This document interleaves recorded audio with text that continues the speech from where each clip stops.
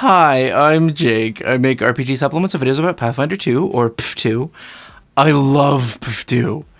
And, that's Gast, the little fluffy white fluff ball with the snowy fur. And this is Loot, if you don't know. Hi.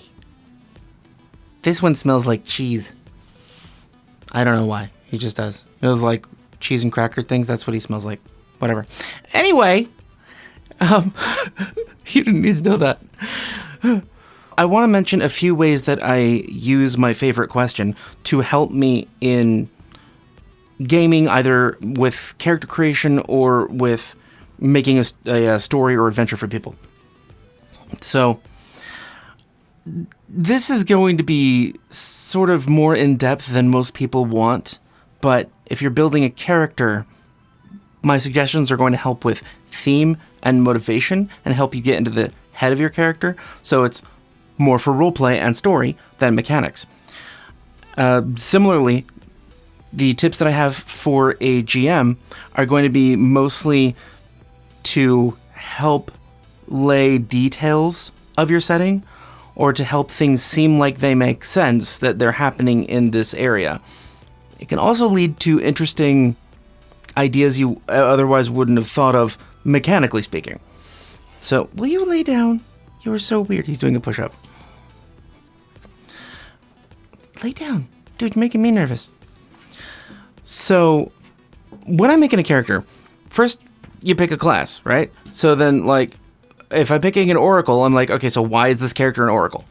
And for the most part, for an oracle, I think it's just sort of like pushed on them. It's not like somebody wakes up one day and goes, you know what? I want to be an oracle. I'm going to go seek oracular powers. This is just not how an oracle works. But for something else, like a wizard or maybe even a witch, you have a reason to do it. And that reason is always that someone feels a lack for something or they want to gain something. Often, it's from a source of loss or pain. And so, if you are wanting to be a witch, and because like everybody should, then ask yourself why you want to be a witch and what kind of witch it is, and what would make a character fall into that or seek that. And maybe it's because you just wanted to not be alone in the world anymore. Maybe you were a person just raised out in the middle of the woods with one parent, and you sought communion with nature and sort of just fell upon this patron, this divine energy being that was connected to the moss-covered rocks and toadstools of your home. And so you just became a follower of the decay patron. Just 'cause it's what you feel rooted in. And that's the seat of that character's perspective in all other ways. Like, they would see the entire world as though they are part of the ecosystem that they identified with when they were growing up. So a lot of your character can come from just asking why you make any mechanical choice you make. Like, I might make a mechanical choice to play a thaumaturge because it'd be useful for this group to have esoteric lore. And holy shit, that is powerful. But that doesn't mean that that's why the character chose it. There's a way to refer to this, like if you are familiar with Sherlock Holmes, the original books, not TV shows or movies, but there's Sir Arthur Conan Doyle who wrote Sherlock Holmes, and then his basically self-insert was Watson, who asked Holmes questions about what he was doing and notated everything that Holmes was doing and wrote basically the books in world. So there's the Doyle reason for something outside of the world, and there's the Watson reason inside of the world. And so you might, from a Doyle perspective, choose a mechanical choice that doesn't necessarily make sense for any character because you don't have one developed yet, but internally there's still a reason that that character chose that thing. There's two different perspectives that you have to have when you're making a character, because you're going to be role-playing that character later. You may as well start getting in the head of that person right now, at the outset. From a GM perspective, let's say that I want to have a character that is like Sub-Zero from Mortal Kombat. and that's going to be the big bad evil guy. Why is he in this adventure? Well, what were Sub-Zero's reasons? Let's say it's revenge. I know that was more Scorpion's reason, not Sub-Zero's. Who cares? Revenge against what? A family? The cruel fate that made him this frozen demon? Let's go with that. So, Sub-Zero wants revenge against the being that made him icy cold and have no beating heart and have no emotions and be locked in his current frigid state. Never feeling the warmth of the sun again. Sort of vampiric in that way. And so how did that happen? You know what? Probably a hag. Because they're fun. And they always have magic and they're a monster on their own. So you can just BS anything with a hag. But it could be anything else. It could be like a wizard school. Like maybe he was studying to be a wizard at first. I could even give him a few cantrips. Why not?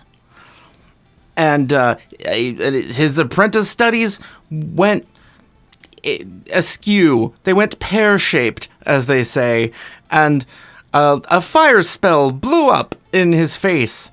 And one of his teammates, another apprentice, I'm sorry, I'm tickling you. I didn't mean to. Threw some imperfect cold magic at him that bound the fire spirit from the fire spell that he was trying to use that almost killed him into his body with the utter cold spell. Utter cold in 3.5 was negative energy void and cold damage at the same time. It was called utter cold. So it could have been an utter cold spell that bound a spirit of fire into his body. And so the spirit became corrupted with this utter cold and was now a void cold spirit, but still had this high level of energy because it was previously a fire spirit. And so he is seeking revenge against one specific wizard that may or may not be alive, and the entire school, and his old headmaster, and the forces of cold and also fire, because the spirit inside him used to be fire and is just pissed off that it can't be fire again. Like, there's so many reasons. Like, this story just writes itself. If you just have a why. Just ask why this person is doing this thing and start pulling random things together, and it creates a world around it.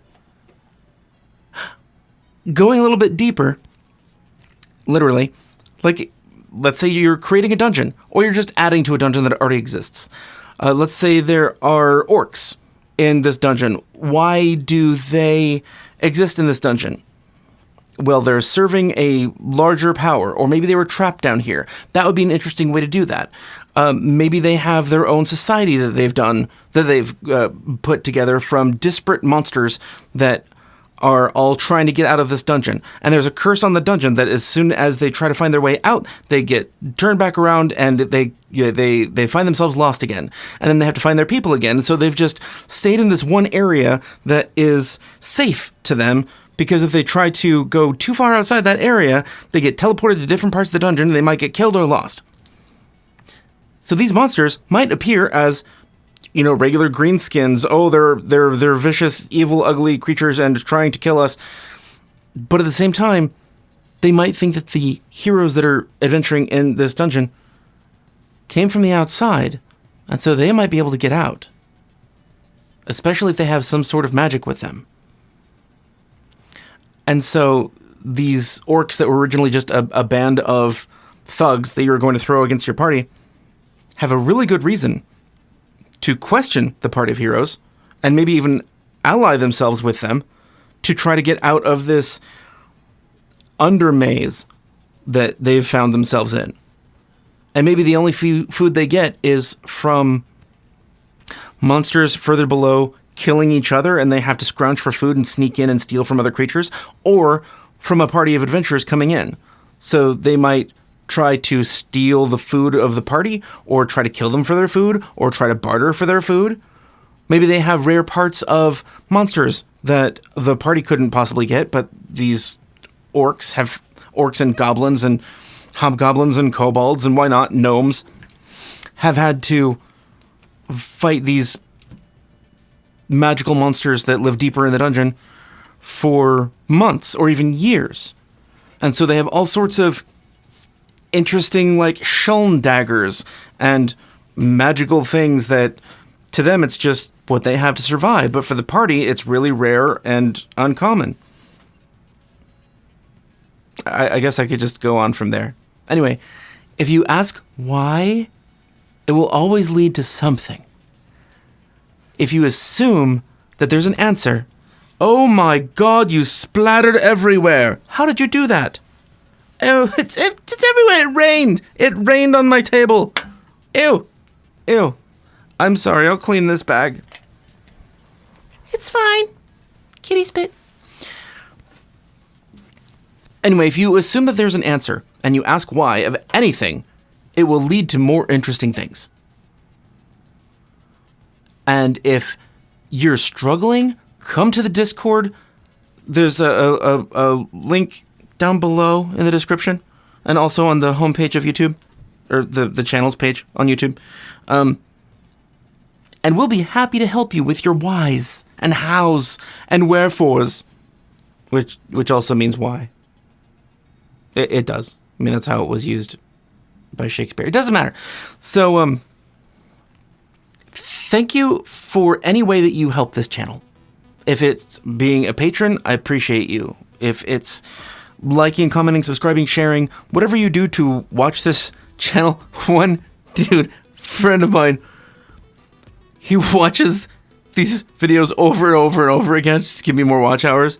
I appreciate it. So anyway, I'm not asking you to do that. I'm just saying, however you help is appreciated. Thank you for being here. And I will see you in the next video. It's a